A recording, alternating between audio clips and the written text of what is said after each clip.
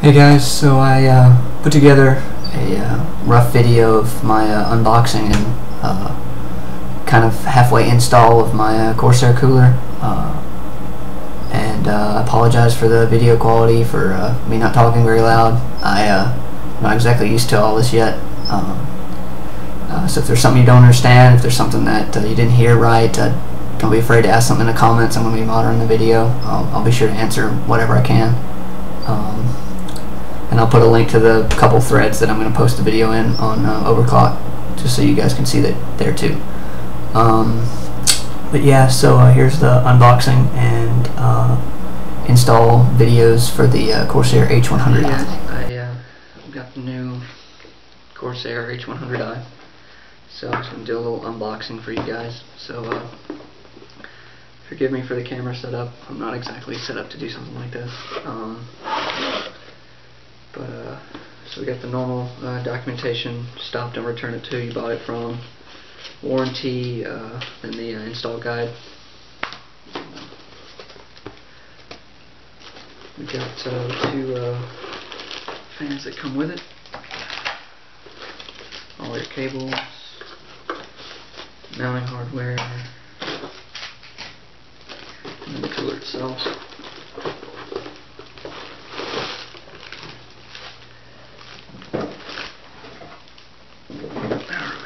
Let's look at this first. Nice. I haven't had hands-on with the original H100, so I don't really have a comparison to make with that. However, I do like the radiator design. Looks fairly solid. It's a good size. The tubing looks so much better than the corrugated stuff they had before. And it looks like you don't have to worry about it kinking or doing anything stupid. You can put some fairly sharp bends on that.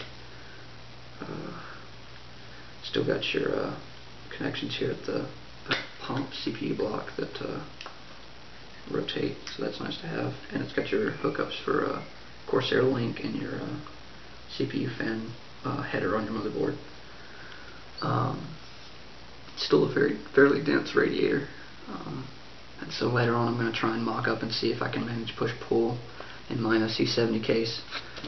If not, I'll at least show you what it looks like and give you some measurements. Look at the fans. I don't have one of my other Corsair fans out to compare to, but these have got fairly long cables. Looks like they've got ports here that you could either, I guess, maybe with some drilling you could mount LEDs.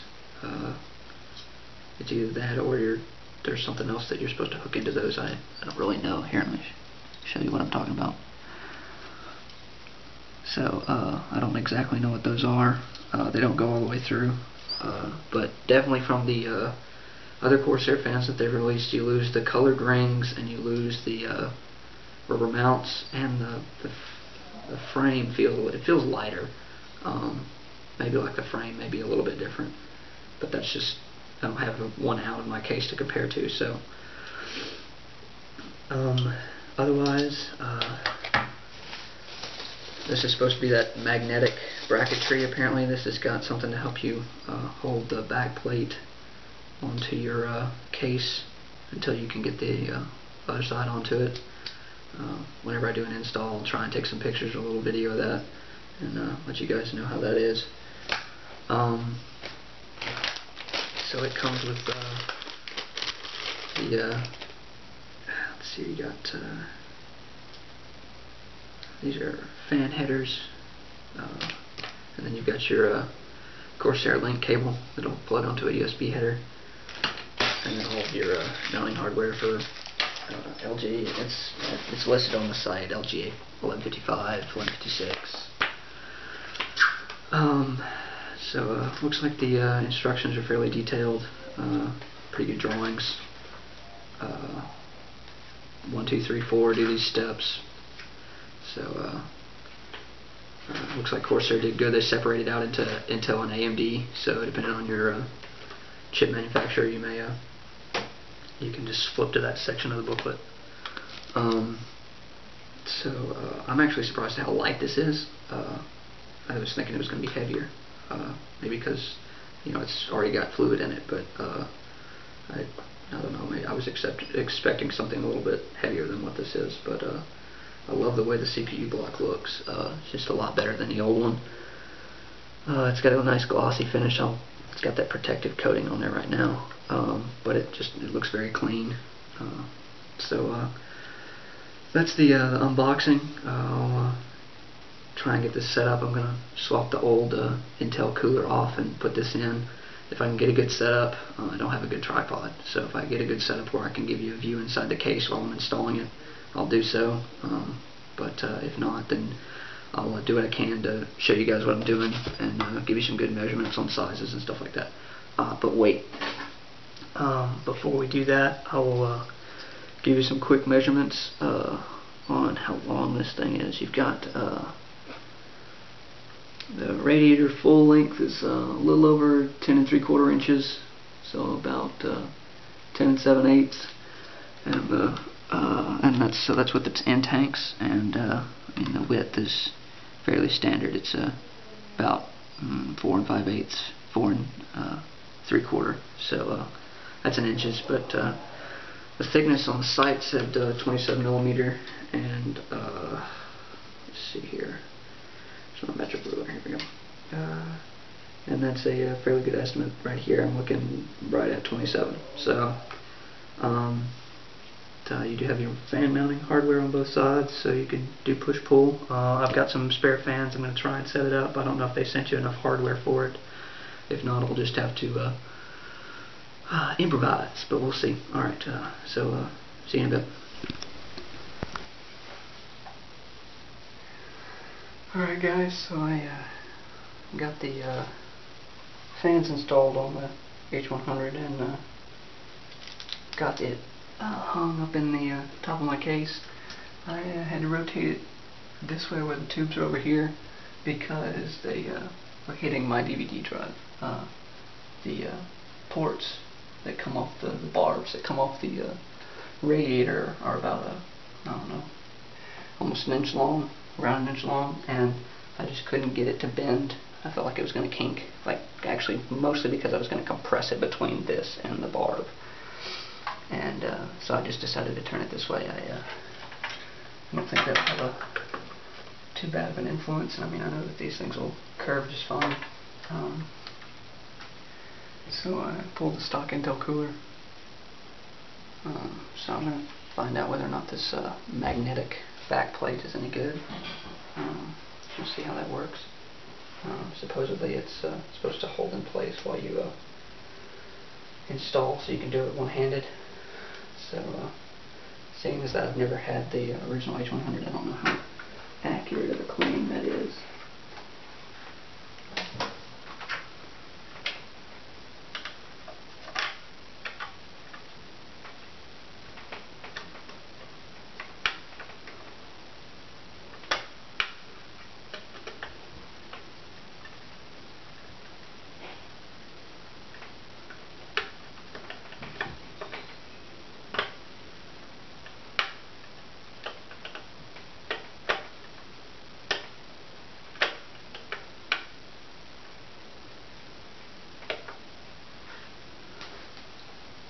Okay, well, it's sitting there by itself.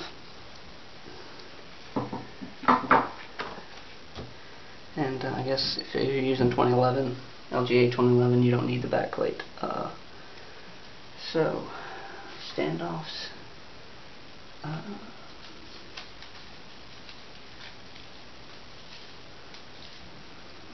These are the ones for 1155. They're the same on both ends. So, I'm still going to hold it on the back because I feel like it's going to pop out.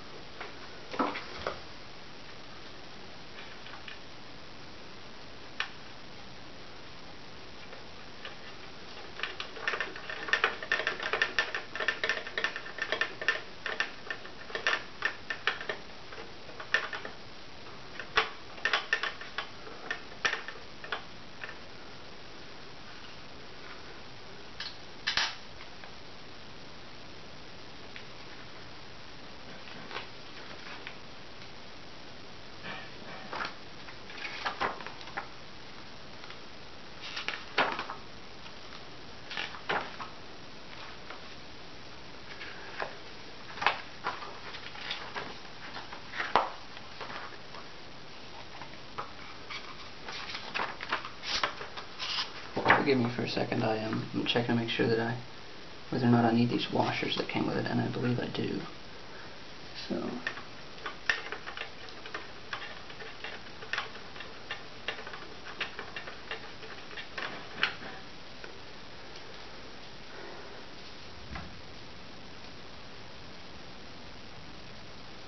It's not very clear about where you need to install washers. Some of the washers, well, I say that, and it shows using the washers for the radiator. It doesn't show them using for the backplate or the standoff screws, so I'm just going to put them on like they are.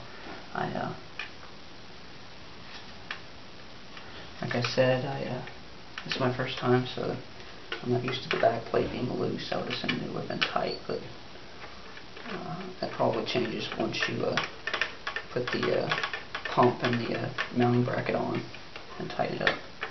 So I'm just going to go with the flow, and we'll see how it turns out.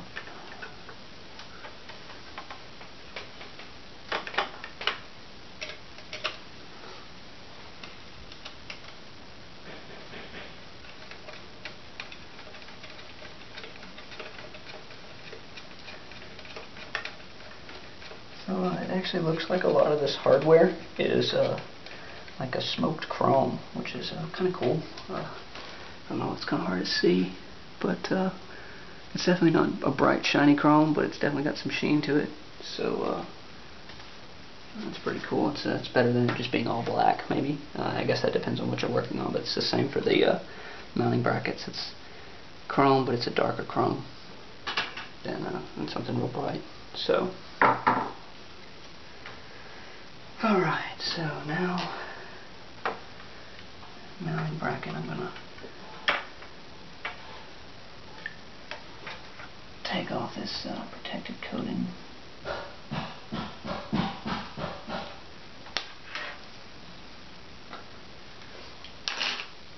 And this guy. Now I see what they talk about the magnetic. The back bracket wasn't. But this, however, just drops on there and snaps on pretty tight and holds. So that's clever, because then I don't have to worry about holding it in place while I'm running my headers and all of that stuff. It's a clever way to do it. Alright, so got that in place. And install the pump unit with our thumb screws.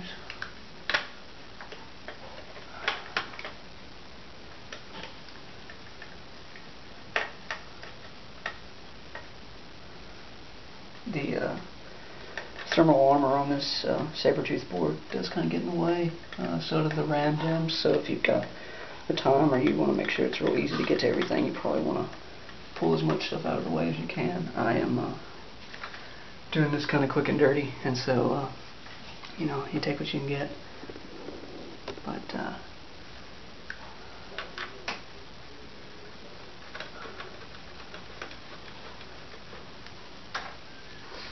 otherwise, it's fairly straightforward, which is what I was expecting. When I've watched other demo videos of installing this, it didn't seem like it was a huge headache. So I'm glad that that hasn't changed with the update.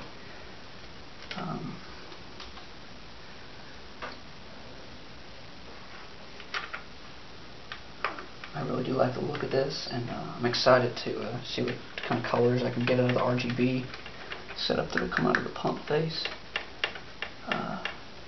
I'm probably still going to end up putting some more lighting in this case, but for now, it is kind of cool to have that.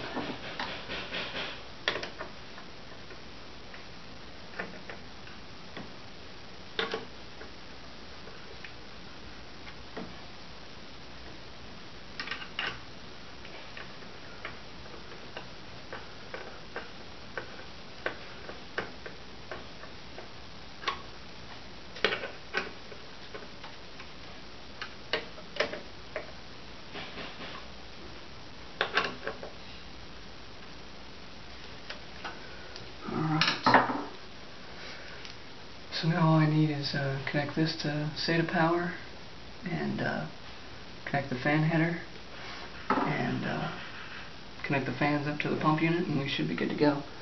But hopefully in this next part of the video I'll have all the wires routed, and we'll boot it up, see how it sounds, see what kind of temps we're getting. I haven't done any kind of running stock right now, but we may do some quick overclocks just to see what we can hit.